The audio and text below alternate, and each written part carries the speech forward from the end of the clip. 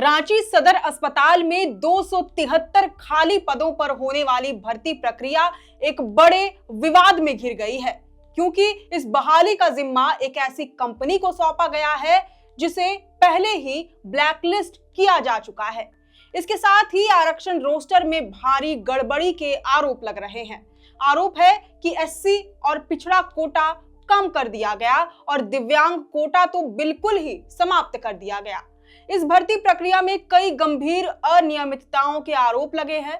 मामला 273 पदों पर होने वाली बहाली का है, जिसमें lab technician, pharmacist, staff nurse और अन्य कर्मचारियों की नियुक्ति होनी थी।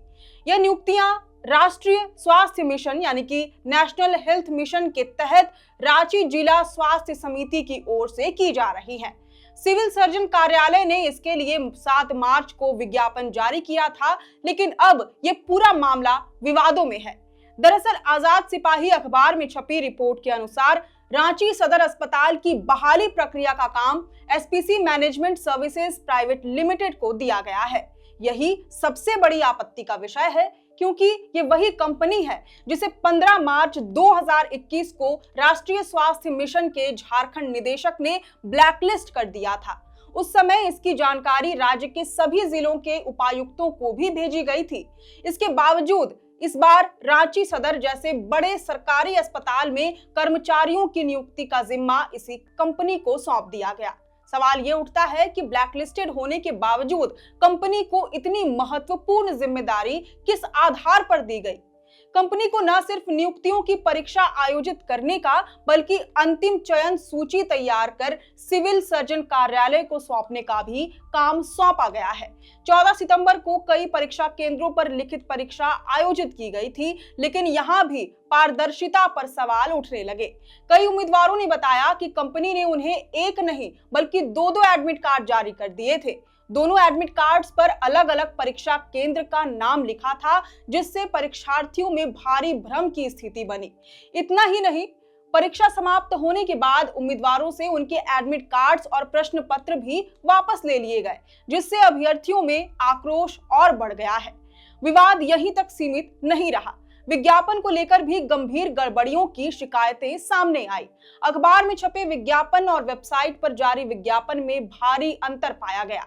यही नहीं, नियुक्ति प्रक्रिया में आरक्षण रोस्टर का भी पालन नहीं किया गया। आरोप है कि अनारक्षित वर्ग की सीटों की संख्या बढ़ा दी गई, जबकि अनुसूचित जाति और पिछड़ा वर्ग के उम्मीदवारों का कोटा घटा दिया गया। सबसे गंभीर आरोप यह है कि दिव्यांग आरक्षण को पूरी तरह से समाप्त कर दिया गया, यानी दिव्यांग उम्मीदवारों के लिए कोई भी सीट निर्धारित नहीं की गई। ये बात साफ तौर पर आरक्षण नीति की अनदेखी को दर्शाता है। इन सब के बीच रांची सदर अस्पताल प्रबंधन कटघरे में खड़ा हो गया है। हालांकि सिविल सर्जन और अस्पताल प्रशासन का दावा है कि नियुक्ति प्रक्रिया पूरी तरह से पारदर्शी और नियमों के अनुरूप है। उन्होंने धांधली के सभी आरोपों को सिरे से खारिज कर दिया है। उनका कहना है कि प्रक्रिया में कोई गड़बड़ी नहीं हुई है और जो भी किया गया वह नियमानुसार है। लेकिन दूसरी ओर उम्मीदवारों में इस भर्ती प्रक्रिया को लेकर गहरा असंतोष है। मामले की गंभीरता को देखते हुए स्वास्थ्य विभाग ने पूरी नियुक्ति प्रक्रिया की जांच के आदेश दे दिए हैं। अब सबकी निगाहें इस जांच पर टिकी हुई हैं कि इसमें क्या सामने आता है। क्या आरोप सही साबित होंगे और इस बहाली को रद्द कर दिया जाएगा, या फिर विवादों के बावजूद प्रक्रिया आगे बढ़ेगी। रांची सदर अस्पताल की बहाली का विवाद सिर्फ 273 पदों की भर्ती भर का मामला नहीं है। ये पूरे सिस्टम की पारदर्शिता और ईमानदारी पर उठने वाले सवालों का आईना है।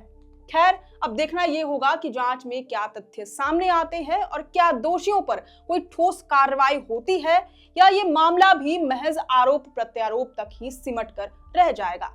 खैर, आपकी इस पूरी जानकारी पर क्या विचार है आपके, ये आप हमें कमेंट करके जरूर बताएं। अगर आपको ये पूरी जानकारी पसंद आई हो, ये रिपोर्ट पसंद आई हो, तो इस वीडियो को जरूर से लाइक और शेयर करें। हमारे चैनल लोकतंत्र 19 को यूट्यूब, फेसबुक, इंस्टाग्राम समेत सभी डिजिटल प्लेटफॉर्म्स पर जरूर से फॉलो करें।